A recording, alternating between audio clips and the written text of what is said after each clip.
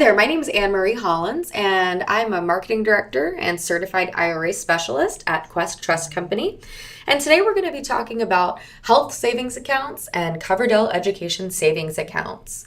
Most of our clients are, of course, very familiar with things like the traditional Roth, even SEP IRAs. But I think a lot of Americans are underutilizing the accounts that we're going to be talking about today. We call these ones our special accounts because their uses are for very specific things. So the health savings account, it can be used for yourself, even your spouse and your children to pay for all of their health expenses completely tax-free. As well as the education savings account, which can pay for educational expenses such as tuition and several other important items, again, completely tax-free. So we're going to be talking about how you can self-direct these accounts into things like, of course, real estate, promissory notes, and private companies, just to name a few. And we'll be talking about how these accounts work and the many benefits of each of them. Really quickly, just so you know who I am. As I said, my name is Marie Hollonds. I am a marketing director and certified IRA specialist with QTC. I've been with Quest just shy of 6 years now. Started off going through the process of getting my certification through the Institute of Certified Bankers and started my career off with Quest in more of a sales type of capacity. After really excelling in that area, moved on more so into a marketing role. So if you have participated in some of our events, including the Quest Expo, online bootcamp, things like that, have worked on those. And really now the bulk of what I do at Quest, other than certainly events and educating people, is I do a lot of public speaking and traveling to talk to Americans about the many, many benefits of what you can do with self-directed IRAs. So our disclaimer at QTC is basically that we don't provide any tax, legal, accounting, investment advice, and we don't endorse or sell any types of products or services of any type. Everything I'll be talking about today is just for educational purposes only. Certainly before you would choose any of your investments or move forward with anything, we certainly do encourage you to consult with, your financial advisor, a CPA, attorney, other people on your power team that will help you to do due diligence before you move forward with self-directing your account. So a few of the topics that we'll be covering today. First off, we're going to talk about self-directed IRA basics in 15 minutes. We have another great class, our self-directed IRA 101 type of class. That really is going to give you all of the information on self-directed IRAs, including a really broad understanding of the account types, transaction restrictions, prohibited transactions, as well as some great case studies and explanation of tax implications for certain investments versus certain accounts. We're going to be doing just a really short version, just a little teaser in case this is your first time tuning in with us. Then we're going to be talking about self-directed health savings accounts, followed by self-directed Coverdell education savings accounts, and afterward where you can find more free education after the presentation. So what exactly is a self-directed IRA? We get this question a lot. We often will, when people are setting up an account with us, they'll say, oh, I want that specific self-directed IRA. And what's funny is when you look online, if you want to do some light reading and you go and you Google search and you read the IRS publications, what you find is certainly there's a lot of education on IRAs and there's different types of IRAs, but really self-directed is just a marketing term. So you're really not going to see that term specifically in there. There is no legal distinction between an IRA that you would have at a more mainstream traditional style custodian, just to name someone like a Fidelity or a Charles Schwab, for example. There's no difference in the IRA that you would hold there and an IRA that you would hold with us at QTC. So what's the difference? At a company like we mentioned, a Charles Schwab or Fidelity, one of the traditional style retirement account companies, they are going to, yes, administer you an account, but then they're going to sell you some type of publicly traded investment. So that's kind of the mainstream things that we hear, the average American doing. Things like mutual funds, CDs, bonds. At Quest, again, we're going to give you the same type of account, but the real difference is that you're the one that really has the control. You're the one that's going to be choosing the investments. So at Quest, we're never going to be selling you some type of investment. You would go out there, you would locate some type of investment, and then you come back to us and we help you to process that. So it's all about finding a company that does the specific types of investments, whether those be publicly traded versus somewhere like us that holds private assets. Again, some of the ones that we mentioned right at the beginning are things like real estate, of course. That's pretty broad. We've got people certainly buying like residential properties all the way up to commercial deals. Foreclosure tax sales, of course, promissory notes, and then investments into all types of private companies. So the goal is that you want to find a company such as QTC if you're trying to do something in the private asset area. So what are the benefits of self-direction?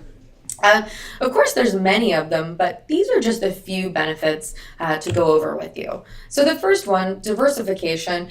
This one's kind of the obvious one. Certainly when you talk to any type of financial advisor, they're going to tell you, hey, you should diversify. Don't put all your eggs in one basket, and that's excellent advice. However, most Americans are only taking the step to diversify in publicly traded investments. So, maybe they have some mutual funds and then they have some safer options. Maybe they've got some CDs and bonds, and maybe you've got some stocks or annuities and things like that. And that's great that you have a diverse portfolio in terms of publicly traded. But in our opinion here, you need to take the extra step and diversify, and in addition to publicly traded assets, also have some private assets, things like real estate, some tangible investments, truly allow you to diversify your portfolio and truly prepare in a more safe way for retirement.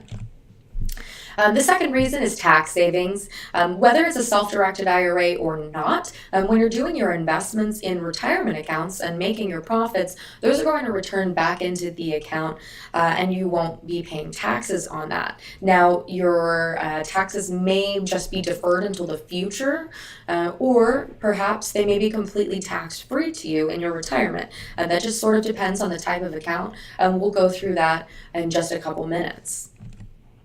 And then lastly, you're able to invest in what you know best.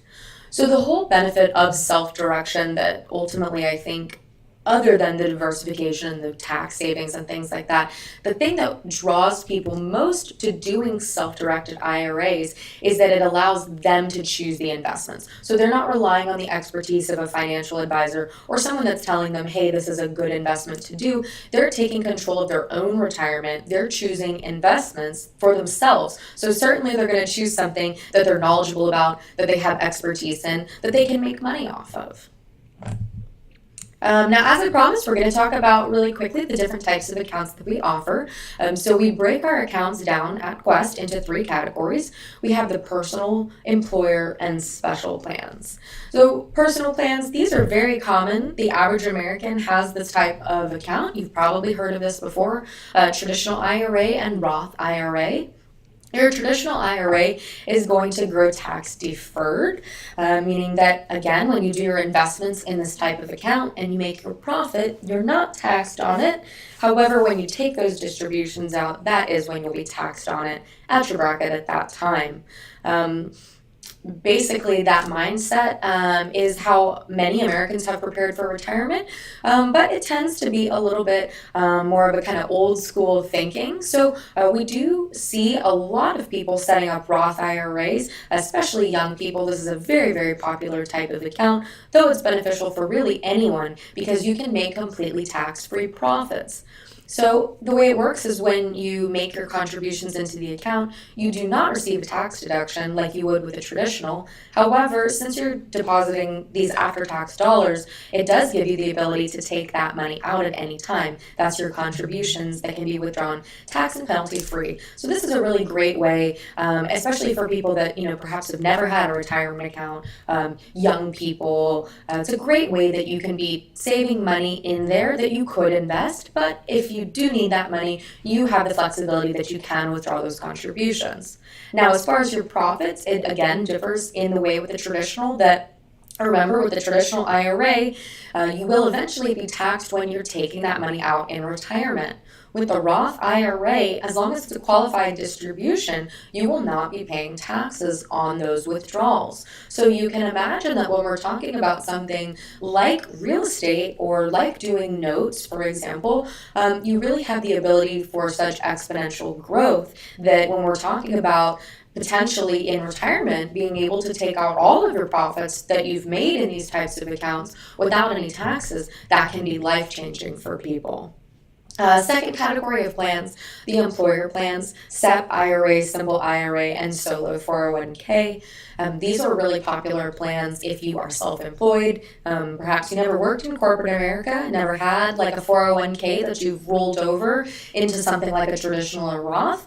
These ones allow you to make very large contributions into them. So anywhere from 55 to even up to 60,000 each year that you can be depositing. And then lastly, the special plans that we're going to be talking about today, the Coverdell Education Savings Account and Health Savings Account. As I mentioned in the Self-Directed IRAs 101 class, they really give a great explanation of the disqualified people and some of the prohibited transactions that exist, rules and regulations around how you would want to structure investments and choose investments for these types of accounts. Basically, the important thing to be aware of is that yourself and your immediate family members are generally going to be prohibited from doing specific things with your IRA. Now, that class is going to give you a very, very broad overview, but just to give you a couple of examples in case this is your first time watching with us, an example would be if you personally or your spouse personally already owns an investment property, for example, your IRA could not come and purchase that from you or any type of other investment. Your IRA could not come and purchase that from it. Likewise goes for people such as your parents, your children, their spouses, and any companies those people are involved with. Likewise, loaning money to those people would be prohibited, just to name a few of those sorts of investment prohibited transactions. Okay, so let's talk specifically about healthcare and health savings accounts. So as you can see by this chart, healthcare is rising. We're seeing that, if you turn on the news, if you talk to kind of the average American, despite best efforts of politicians, unfortunately our healthcare has continued to increase. I was recently looking at some statistics online that I had located, and what I was finding is, for previous years, for past generations rather, a lot of times Americans were going bankrupt because perhaps they had credit card debt or perhaps they were foreclosed on. But the number one reason why Americans are going bankrupt in this day and age is because they have unexpected medical bills that they are unable to pay for. And the reality is that most of these people do have health insurance, but they are not able to pay for all of the associated expenses that come up. In May 2017, there was a press release that was released by the Federal Reserve. It was really shocking, some of the information that they had in there. Certainly, what you found is that Americans were choosing to not have medical procedures that even maybe needed, not going for regular checkups because they couldn't afford it. And unfortunately, when there was some type of illness or something like that that's popped up, of the people surveyed in 2017 by the Federal Reserve, 44% of them said that they would not be able to pay an unexpected medical expense of about $400. And so they were choosing to avoid getting treatments and things like that. And that's really shocking in this day and age that that's happening to people. So certainly, despite the best efforts to have healthcare costs be decreased, unfortunately, it hasn't worked. So Americans are now seeking other options to supplement their health insurance. So a great solution for some people can be the health savings account. So what exactly is it? Internally, we call it the best of both worlds, kind of a nickname that we have for it.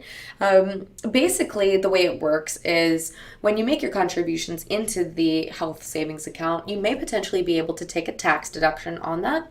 And then as you do your investments, your profits grow in there. And when you have some type of medical expense, you're able to withdraw that money completely tax-free to pay for that expense. It's been around for quite a long time, since 2003. It was signed into law by George W. Bush. Um, However, most Americans that have this type of account don't even know that it can be self-directed. We do see a lot of clients that they have this type of account with like a Bank of America or some type of bank. And if it is even invested, it may be invested in something like stocks. But most Americans, maybe they have this type of plan. Maybe even their employer is making contributions into it, but they're not even investing it or didn't know that that was an option. So at Quest, this is a really great account that can be used. And yes, you can do all the same types of investments as you would in something like a traditional or Roth IRA in your health savings account. One question that I always get when we talk about this type of plan, people are a little bit wary, is, oh, well, is it a use it or lose it plan? So if I put money in, or if my spouse puts money in, or my employer deposits money in the account, at the end of the year, if we were lucky and we had no medical expenses, we were really healthy that year, what happens to the money? One of the big selling points of the health savings account is that the funds continue to roll over indefinitely. So it is not a use it or lose it type of plan. If you have a very healthy year and you aren't using those funds, then that's great. Next year, if you do need those still will be in there for you to utilize. So there's a few qualifications that you'd have to meet in order to have this type of plan. The first one is you have to have a high deductible health plan. If you're not sure if you have this type of plan, you can call your health insurance, or sometimes if you can log online or you have a hard copy statement, if it says on their HDHP, high deductible health plan, then you should be HSA compatible, but always a good idea to just contact your health insurance provider just to make sure that you are compatible. Second qualification is that you cannot be enrolled in Medicare. And lastly, you cannot be claimed as a dependent on someone else's tax return. Now, you can certainly have your own dependent, and they may be able to be covered under the HSA, but you cannot be a dependent on someone else's and set up an HSA. So the contribution limits for a single plan, so it's just covering you, would be $34.50 each year. Or as if it was for a family, so perhaps you and your spouse, or you and your spouse and your children, then of course you're going to get a higher amount. It's $6,900. Now, with many of the plans that are offered, like traditional IRAs, Roth IRAs, there's a catch-up contribution at age 50. Health savings accounts, it's at age 55. You get an extra $1,000 that you can contribute. Pretty easy to remember the deadlines for contributing. It's the same as traditional or Roth IRAs, so it's a tax filing deadline, usually April 15th. So if you're wondering, okay, well, what can I use this HSA for? It's very, very broad. It can cover things such as doctor's visits, ambulance expenses, vision and dental care, hospitalizations, medications, such as birth control even, chiropractor expenses. One kind of unusual one that a lot of people are not familiar with is fertility enhancement, such as in vitro, therapy, x-rays, and much more. If you check out IRS publication 502, just by doing a quick Google search of that, you'll be able to find in alphabetical order all of the things that you can pay for from your HSA that are IRS approved. Now, some of the things are not included. Firstly, health insurance premiums. So this plan is not designed to pay for your health insurance premium. You'll be paying your premium, your employer will be. This is designed to be paying for your medical expenses that may come up in a year. Okay, some other things that you can't pay for: unnecessary cosmetic surgery, medical marijuana, funeral expenses, maternity clothes, nutritional supplements, teeth whitening, vet fees, and several other items. Again, Google search IRS publication 502 if you'd like to see, again, an alphabetical list of what cannot be paid for from this type of plan. Now, the way it works is basically you will need to keep sufficient records to show that the distributions that you were taking was to pay for one of those qualified medical expenses that we talked about a couple of slides ago. So we have here basically a chart that compares some of the very common types of accounts that we see. We're going to be comparing the FSA, HRA, and lastly our HSA. So with the FSA, this is a very common one, probably the most common that I see people have other than the HSA. It is employer owned, but it's employee funded. So you're going to be the one making the contribution. However, technically your employer does own this. The contribution amount is $26.50, and the items that you would be able to pay for from this type of plan are IRS approved expenses, just like the ones that we just saw for the HSA. Now, your contributions can be tax deductible, however, that's to the employer, and unfortunately, it is usually a use it or lose it plan. Meaning, if you put that $26.50 in there, and like I said, if you've got a very healthy year and you didn't have any type of medications to pay for, maybe you were healthy, maybe you didn't go to the doctor at all in the year, then unfortunately that money will no longer be there in the following year. It does not roll over. There's also no investment options and no portability, meaning that when you would leave that company, that plan is not yours. It stays with your employer. Now, the HRA is employer owned, however, a little bit better. The employer is going to be the one that's usually funding that. And now the contribution amount is determined on a case-by-case basis with the employer. However, one of the cons for this plan is that the employer is going to improve the expenses. So it may not be as broad as what we just saw and what you can reference in IRS publication 502. Again, your contributions would be deductible, but to the employer. It is usually a use it or lose it plan unless your employer specifies otherwise. Really no investment options. And if you would leave, no portability, you can't take that with you. Now, lastly, our HSA. It is employee owned and funded. So that is your plan. You are making the contributions. However, your employer can also make the contributions into this type of plan. We talked about it a couple slides ago about how much you can put in. Depends on who's covered by your plan. So either $34.50 or $6,900 plus perhaps an additional $1,000 if you're over the age of 55. We just talked about some of the things that can be paid for. Again, these are IRS approved, not dictated by your employer. And your contributions can be tax deductible. And remember, as long as your distributions are coming out for qualified medical expenses, then those distributions would be completely tax-free. And the funds roll over at the end of each year. So if you've had a healthy year, you and your family didn't use those funds, those same funds will be in there next year for you to use. In addition, you can invest these funds that are in the plan either in something publicly traded or, of course, what we're talking about in a self-directed type of IRA. You can invest it into something like a private asset like real estate or a private company or notes.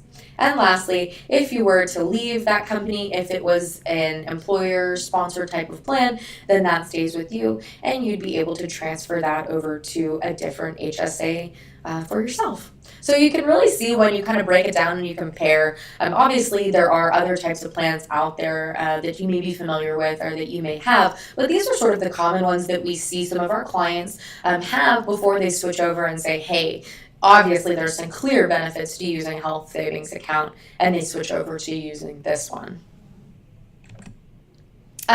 Real quick, just kind of a funny story. Before starting at QTC, never had a health savings account.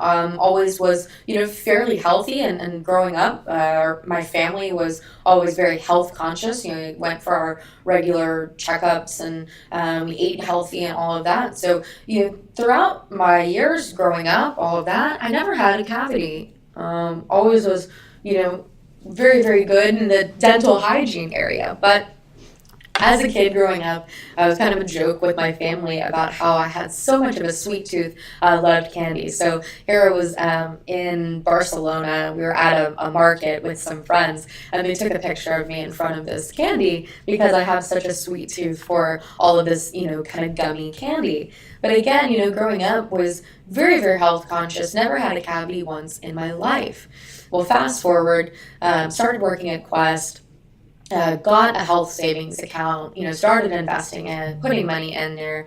And what ended up happening is several years into having the plan, I went to the dentist one year and they said, "Oh my God, you have 5 cavities in 1 year." So I was like, oh my goodness, I can't even believe it that after growing up, never had a cavity once in my life, but I guess it all caught up with me all in 1 year. And I had 5 cavities that now needed to be taken care of.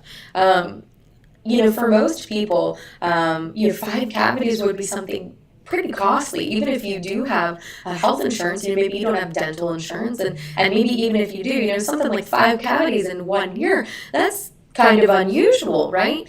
And that can be a very big financial hit to people. So for me, I didn't even have to think about it. I wasn't even concerned about how I would be able to pay that, or thinking, oh, I'll have to dip into my savings account to have to pay that, because I had a health savings account that I'd been depositing money in, that I had been using, investing, and saving in. So I was able to pay for all of these dental related expenses completely tax free. The way it works with QTC is essentially I was able to pay for my dental expenses out of pocket, and then I was able to keep those records, those receipts on file for myself. And I was able to submit a distribution form to Quest and then take a reimbursement for that amount that I had.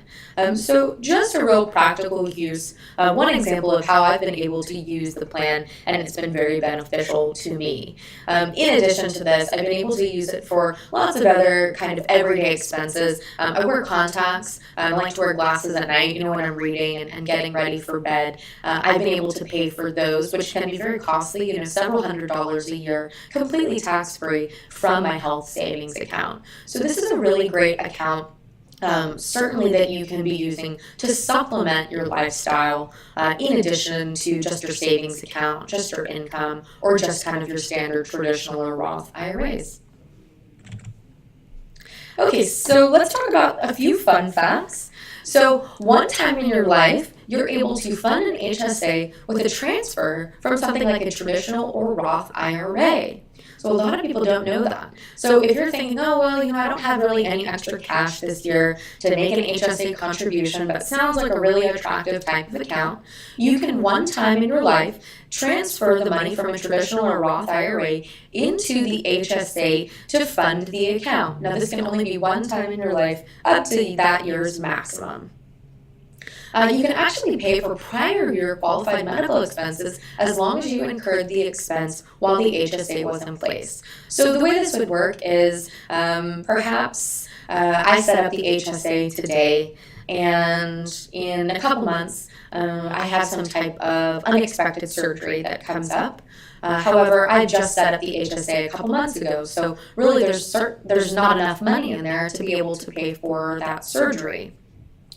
As long as I would, over the next couple years, take the little bit of money that I had in there, invest it, grow it, I would be able to then, in the future, when I did have the amount to pay for that medical expense that I incurred previously, I would be able to take a distribution for that amount.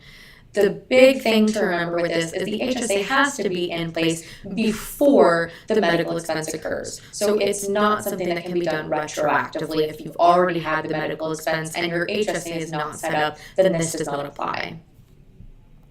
If you use HSA funds for non-qualified medical expenses, remember that you're going to pay tax and a 20% penalty on there. This is a health savings account. It is designed to be used for that specific use of health expenses.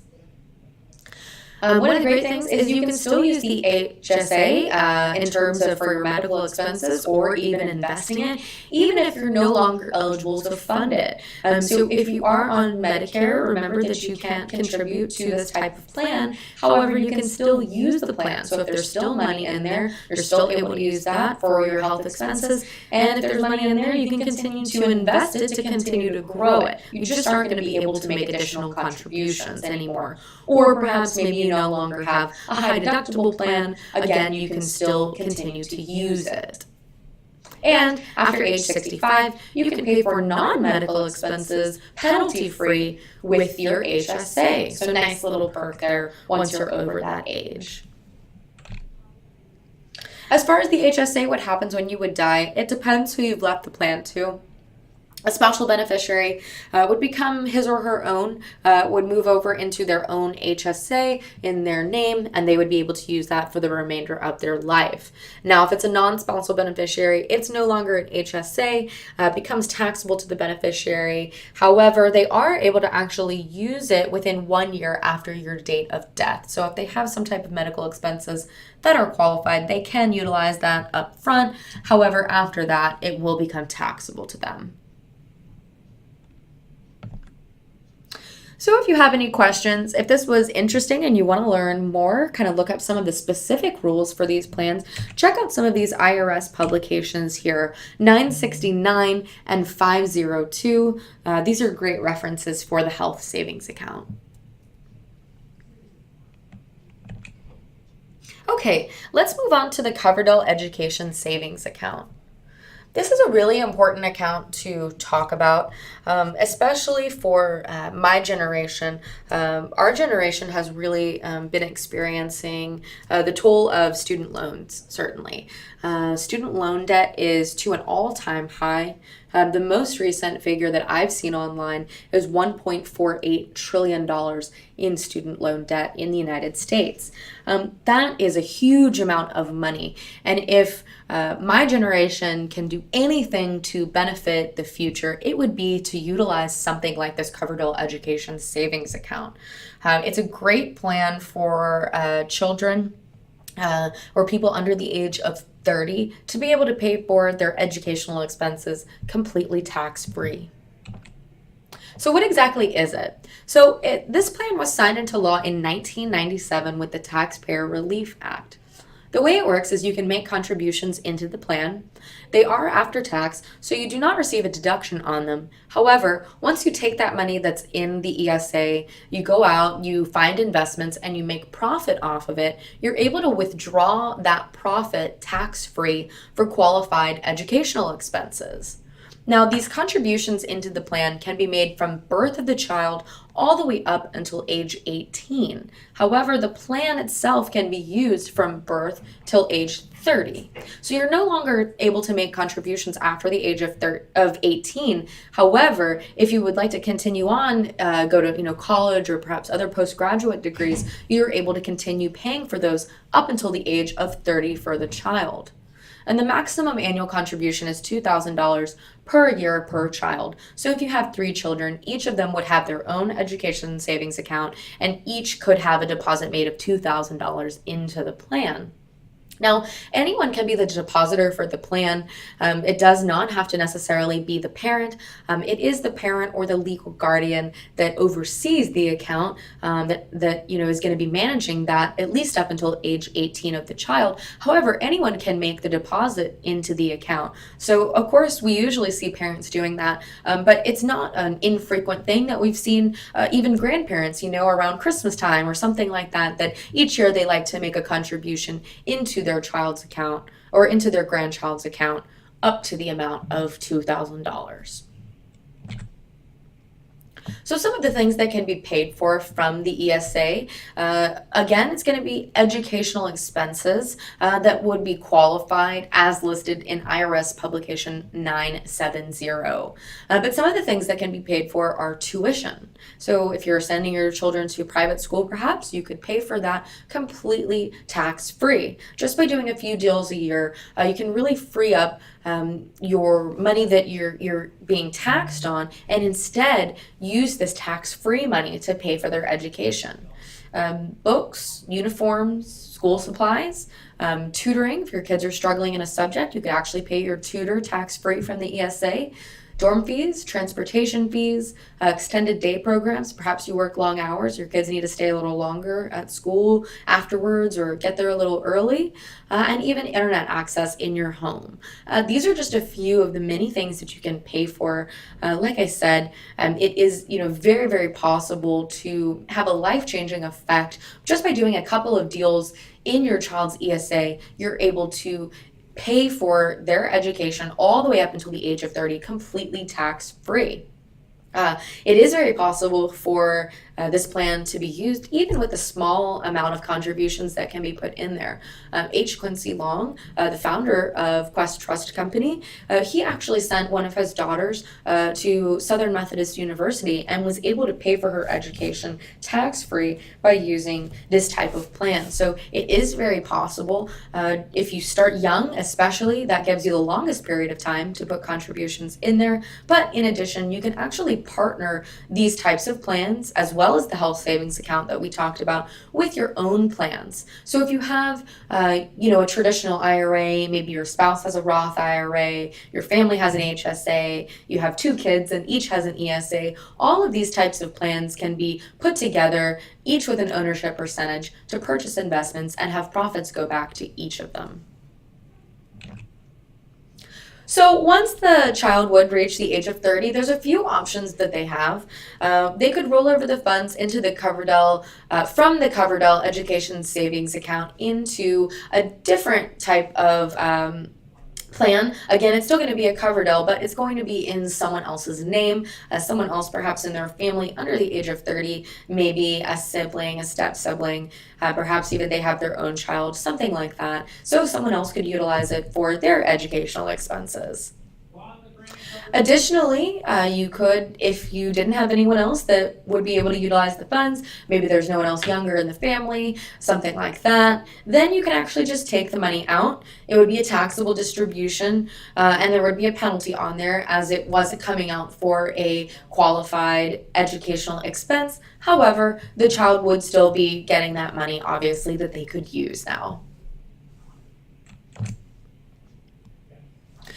So there's lots of different types of investments that could work in these types of plans. One of the ones that I just mentioned is partnering together, partnering with other people's IRAs or individuals. So multiple IRAs can partner together, or even IRAs and personal money can partner together as well.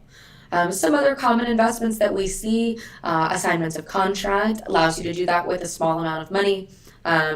Partnering with other people's IRAs or individuals to loan money. Notes is a very common investment that we hold here, partnering with sweat equity, and so many more. So these are just 2 really brief examples of investments that you could potentially do. Certainly assignment of contract is one of the most common ones that we see when people are starting out with these types of plans, because it really allows you to do it with such a small amount of money. So it would just be a couple years worth of contributions for something like an ESA. So purchase price for this one was $5,500 with the earnest money of $100, and the later assignment fee received was $8,500. So you can see that in just a 30-day period that it's a large amount of profit that be made for this type of plan. Secondly, partnering with OPI. As I said, you can partner multiple IRAs together. So this example, they partnered 4 accounts, purchased a property, did a little bit of rehab on it, and then they put in a tenant who was making monthly payments in there so that there was cash going back in that could be distributed to pay for either the health expenses or the educational expenses completely tax-free. So kind of the final thought is, in addition to your self-directed IRA, it can be a really great option to set up a health savings account or a Coverdell education savings account for your family. Some of the things that Quest Trust Company can do for you. Remember that we process investments faster than anyone else. We have a processing time of 24 to 48 hours for all that we do, whether that's setting up the account to actually funding an investment or dispersing funds. We hold all types of networking opportunities and free educational events. We are based in Texas. However, we do hundreds of events, both live and online, across the United States each year. Really, no other self-directed IRA company staff is going to understand your investments better than Quest Trust Company. We do an extensive amount of internal education for our staff, and truly we fund so many investments that we are very, very well versed in the many things you can do with these types of accounts. And we never charge any expedited fees. So there's never any additional fees for funding an investment quickly, nothing like that. We always strive to provide the best possible customer service with the least amount of fees. The next step is, if you have any questions, please feel free to contact us. Our phone number is 855-FUN-IRAs, or you can go to our website, www.questtrust.com. Also, feel free to reach out to me directly. As I said, my name is Marie Hollonds. My email address is easy to remember. It's annemarie@questtrust.com. Thanks for listening, guys. Hope you enjoyed the presentation today.